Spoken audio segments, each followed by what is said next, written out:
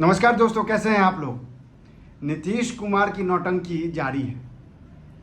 आज नीतीश कुमार ने मीडिया के सामने आखिर अपने दिल की बात कह दी। उन्होंने बता दिया कि उनकी निगाहें कहाँ हैं और उनके मन में क्या चल रहा है। हालांकि नीतीश के बारे में ये कहा जाता है कि वो क्या सोचते हैं, क्या बोलते हैं और क्या करते हैं, ये तीनों में कोई तारतम्यता नहीं होती, कोई समानता नहीं होती है। लेकिन इसके इतर नीतीश को समझने वाले आज के बयान के बाद से जरूर एक बड़ा मायने निकालेंगे। नीतीश मीडिया को तो धोखे में रखना चाहते हैं, लेकिन उनको ये पता नहीं है कि मीडिया उनके बयानों को अब अच्छी तरह समझने लगी है। मीडिया को यह समझ में आने लगा है कि नीतीश जो बोलते हैं और जो करते हैं और जो सोचते हैं, वो तीनों को अगर कंबाइन करके मिलाया जाए और उसको एनालाइज किया जाए तो ये समझ में आ जाएगा कि नीतीश का अगला कदम क्या होगा। दरअसल नीतीश लगातार नौटंकी कर रहे हैं। नीतीश का अब मन विपक्ष से यानी IND अलायंस से बदल गया है और इसका कई बार उन्होंने प्रमाण भी दिया, प्रत्यक्ष परोक्ष सभी रूप से उन्होंने प्रमाण दिया, लेकिन ध्यान किसी का नहीं जाता है उनको। लेकिन आज नीतीश का यह बयान जरूर आपको यह बताएगा कि नीतीश आखिर क्या सोचते हैं, क्या करते हैं और उनकी अगली रणनीति क्या होगी, यह तय हो गया है। दरअसल जब नीतीश से ये पूछा गया, जब पत्रकारों ने यह पूछा कि NDA की तरफ आपके झुकाव को लेकर लगातार यह ऐसे कयास लगाए जा रहे हैं, तो नीतीश कुमार ने कहा छोड़िए, इन पे क्या चर्चा करना है, ऐसी चर्चाओं के पास मेरे पास समय नहीं। आपने देखा कैसे मैंने विपक्ष को एकजुट किया है और एकजुटता के काम में मैं लगा हूँ। अब जरा ध्यान से इस वीडियो को देखिएगा क्योंकि मैं इसको एनालाइज करने जा रहा हूँ। उन्होंने कहा कि मैं विपक्ष को एकजुट करने में लगा हूँ और एकजुट कर रहा हूँ, जबकि यह सब कुछ समझ गया है कि नीतीश जो है अब विपक्ष में एकजुटता की बात तो आती ही नहीं है। नीतीश ने जो एकजुटता करनी थी वो कर दिया। अब NDA जो है वो लगातार उनके ऊपर डोरा डाल रही है, ऐसा लोगों का कहना है। लेकिन नीतीश बार बार ये शो कर रहे हैं कि नहीं, NDA से उनका कोई ताल्लुक नहीं है, NDA से वो कोई मतलब नहीं रखेंगे। लेकिन अब जब उन्होंने कहा कि वो विपक्ष को एकजुट करने की कोशिश कर चुके हैं, तो इसके बाद देखिए कोशिश कर चुके और कर रहे हैं में क्या अंतर है कि जब वो कोशिश कर चुके मतलब उनकी पैठ अब धीरे धीरे INDA में कम होते जा रही है और इसका प्रमाण भी कई बार मिल चुका है। चाहे वो पटना की बैठक हो, चाहे बेंगलुरु की बैठक हो, चाहे मुंबई की बैठक हो, चाहे कोऑर्डिनेशन कमेटी की जब बैठक हुई उसमें हो, या कैंपेन कमेटी की बैठक हुई उसमें हो, नीतीश कोई हिस्सेदारी उसमें नहीं, नीतीश से कोई सुझाव भी नहीं दिया जा रहा है। लेकिन इन सब के इतर जब नीतीश कुमार ने G20 में के दौरान प्रधानमंत्री नरेंद्र मोदी से बात की, इसके बाद से और जिस तरह से उनका बॉडी लैंग्वेज और जो चेहरे का हाव भाव था, उसके बाद से यह कयास लगाए जा रहे थे कि नीतीश शायद जो है वो NDA में शामिल हो जाए और इसकी पूरी संभावना अभी भी है। मेरे जो सूत्र और जो मेरी जानकारी और जो मेरा अपना आकलन, उसके हिसाब से नीतीश एक उचित समय का इंतजार कर रहे हैं। वो उचित समय जैसे ही आएगा, नीतीश जो है वो अपनी पलटी मार देंगे, ये तय है। क्योंकि आप देखिए उसके बाद से जब भी गृह मंत्री अमित शाह जो बार बार ये कहते थे कि NDA में नीतीश का दरवाज़ा परमानेंट बंद हो गया है, वो अमित शाह जब रैली करते हैं अब तो नीतीश पे हमलावर नहीं होते, वो तेजस्वी पे हमलावर होते हैं, वो लालू यादव पे हमलावर होते हैं, वो बिहार सरकार पे हमलावर होते हैं। वो नीतीश को प्रत्यक्ष रूप से कभी अब हमला करने से बच रहे हैं। इसका सीधा मायने है कि नीतीश जो है, नीतीश के लिए चाहे वो अमित शाह हो, चाहे प्रधानमंत्री नरेंद्र मोदी हो या फिर BJP हो, तीनों में कहीं ना कहीं एक सॉफ्ट कॉर्नर जो है वो था। अब वो सॉफ्ट कॉर्नर जो दूरियां थी वो धीरे धीरे कम हो रही है। इसके इतर आप देखिए कि नीतीश कुमार जो है वो लगातार अमित शाह की भाषा बोलने लगे हैं। नीतीश कुमार अचानक JDU कार्यालय में पहुंचते हैं, छापा मारते हैं। कल भी छापा मारा उन्होंने और पहुंचे, उन्होंने कहा कि मैं JDU कार्यालय को देखने आया हूँ, कौन से यहाँ पे लोग कार्यकर्ता हैं कि नहीं, अपने निर्माण कार्य को देखा, अधिकारियों को निर्देश दिया। लेकिन इसके पीछे मंशा दूसरी थी। नीतीश बार बार ये कहा अपने अधिकारियों को, अपने कार्यकर्ताओं को और अपने विधायक सांसदों तक को कह रहे हैं कि आप अगले चुनाव के लिए तैयार रहिए। और उसके पहले अमित शाह ने यह कह दिया था कि बिहार में किसी भी वक्त चुनाव हो सकता है। लिहाजा अगर इन दोनों बातों को आप देखें और समीकरण को देखें तो कहीं ना कहीं ये एक सोची समझी एक रणनीति है, एक बयान है जो दोनों ही बड़े बड़े नेताओं ने बयान दिया। और इसके फांस में फंसेगा कौन?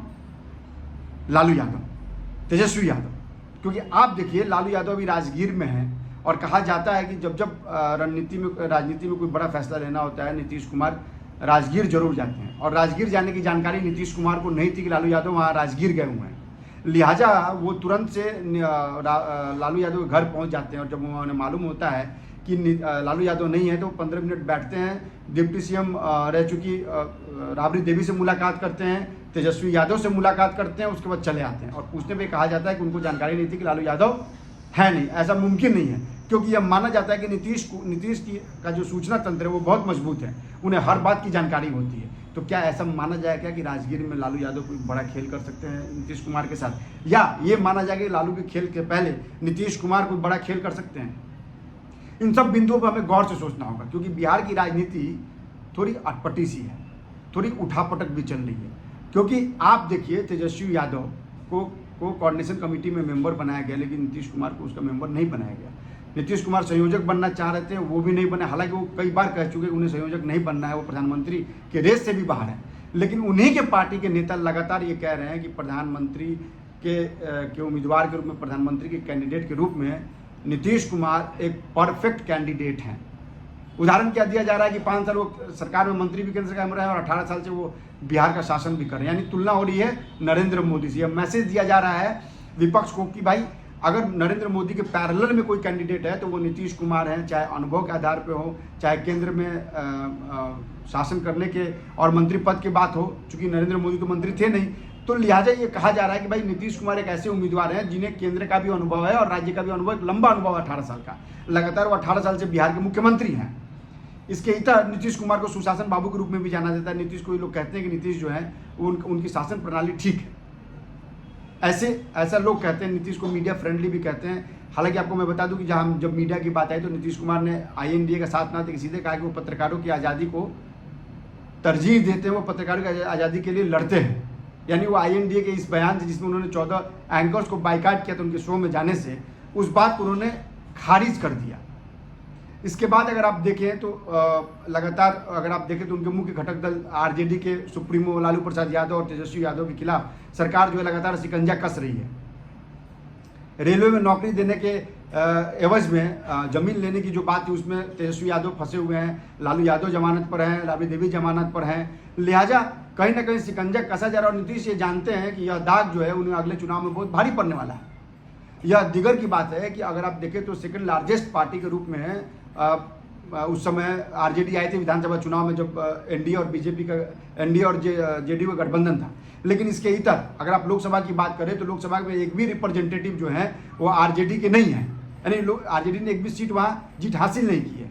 अभी इनके सीट शेयरिंग को लेकर अलग बवाल है। सीट शेयरिंग में समझ में नहीं आ रहा है किसको कितनी सीटें मिली जाए, चूंकि पिछली बार नीतीश कुमार 16 सीटों पे जीते थे, लिहाजा वो चाहेंगे कि 16 सीट उनके पास बरकरार रहे। RJD भी 16 सीट पे दावा करेगी, बचे 8 सीट में वो किसको देंगे सीट? कांग्रेस 6 सीट मांग रही है, फिर CPIM कहाँ जाएगा? और हर पार्टी अपना अपना दावा कर रही है और लगातार ये कहा जा रहा है कि हम लोकसभा चुनाव में तो एकजुट है, लेकिन विधानसभा चुनाव में हम अलग अलग लड़ेंगे, चाहे वो केजरीवाल हो, चाहे ममता बनर्जी हो। तो यह कैसी एकजुटता है, ये एक बड़ा सवाल लोगों के मन में है। लोग ये समझ नहीं पा रहे हैं कि क्या करना। लेकिन मैं आपको बताऊं, ये कन्फ्यूजन यहाँ रखने की जरूरत नहीं है। यह बिल्कुल स्पष्ट है कि आने वाले कुछ दिनों में INDA का आपको एक दूसरा रूप दिखेगा। आप में इसमें बिखराव दिखने वाला है, क्योंकि इनमें मतभेद तो है ही, मनभेद भी है। आप चाहे ममता बनर्जी की बात कर ले, ममता बनर्जी कभी नहीं चाहेंगे कि वो राहुल गांधी के नेतृत्व में सरकार बनने में सहयोग करें, चाहे वो केंद्र की बात हो या फिर स्टेट की बात हो। नीतीश कुमार भी कभी नहीं चाहेंगे। लालू प्रसाद यादव चाह सकते, क्योंकि लालू प्रसाद यादव का कैरियर खत्म हो गया है। वो अपने बेटे तेजस्वी यादव को राष्ट्रीय स्तर पर प्रोजेक्ट करना चाह रहे हैं और लगातार प्रोजेक्ट कर रहे हैं। अभी ये बहुत गंभीर मुद्दा है कि भाई आखिर INDA के गठबंधन का क्या होगा। इसके इतर लगातार BJP जो है वो अपना दावा ठोक रही है, कैंपेन कर रही है, चुनाव को लेकर एकदम मुखर है। हर जगह उसकी तैयारियां जबरदस्त चल रही है, चाहे वो बिहार हो, चाहे मध्य प्रदेश हो, चाहे छत्तीसगढ़ हो, चाहे राजस्थान हो, या फिर पूरे देश की बात करें तो भी BJP जो है वो बहुत एग्रेसिव मोड में है। JDU उसी एग्रेसिव फॉर्मूले को अपनाना चाह रही है। वो लगातार कैंडिडेट से बात कर रही है, सांसदों से बात कर रही है, विधायकों से बात कर रही है, प्रभारियों से बात की जा रही है। उनके मन को टटोला जा रहा है, उनके मन को समझा जा रहा है कि आखिर इनके मन में क्या चल रहा है। इन सब के इतर जो सबसे बड़ी बात है कि नीतीश कुमार का यह बयान कि छोड़िए इस पर क्या चर्चा करना, हम तो विपक्ष को एकजुट करने में लगे हुए हैं और कर रहे थे और कर रहे हैं। तो कर रहे हैं, ये तो पता नहीं कितना कर रहे हैं, क्योंकि इनकी भागीदारी और इनकी सहभागिता कम हो गई, क्योंकि कोई विपक्ष का नेता इनसे ताल्लुक नहीं रख रहा है। हालांकि नीतीश कुमार ही हैं जिन्होंने अलग अलग राज्यों में जाकर नेताओं को मनाया और विपक्ष को एकजुट किया, और अब एकजुटता का फायदा जो है वो कांग्रेस उठा रही है। लिहाजा इस पूरे मामले को बहुत गंभीरता से देखना और समझना होगा। और नीतीश तो आप यकीन मानिए आज नहीं कल वो किसी न किसी दूसरे रूप में आपको नजर आएंगे, चाहे वो एनडीए में शामिल हो या एनडीए को बाहर से समर्थन दें, कुछ ना कुछ ऐसी प्रक्रिया वो करेंगे जो चौंकाने वाला होगा।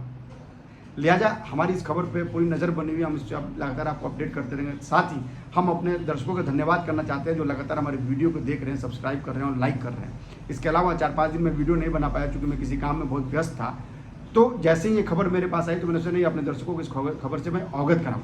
आप हमारे वीडियो को लाइक कीजिए, सब्सक्राइब कीजिए और शेयर कीजिए। नमस्कार। और अपना प्यार भी हमें बनाए रखिए। और लगातार मैं आपसे कह रहा हूँ कि आप मेरे वीडियो में जब देखेंगे तो आपको वीडियो का पूरा एनालाइज मिलेगा, आपको खबरों के अंदर खबर मिलेगी। मैं आपके ही भाषा में, आपके ही समझ के लायक उस खबर को लेके आता हूँ और समझाता हूँ ताकि आप उसको अपने से रिलेट कर सके, आपको यह लगे कि यह आपका प्लेटफॉर्म और यहाँ से आपको खबरें बताई जा रही हैं। नमस्कार।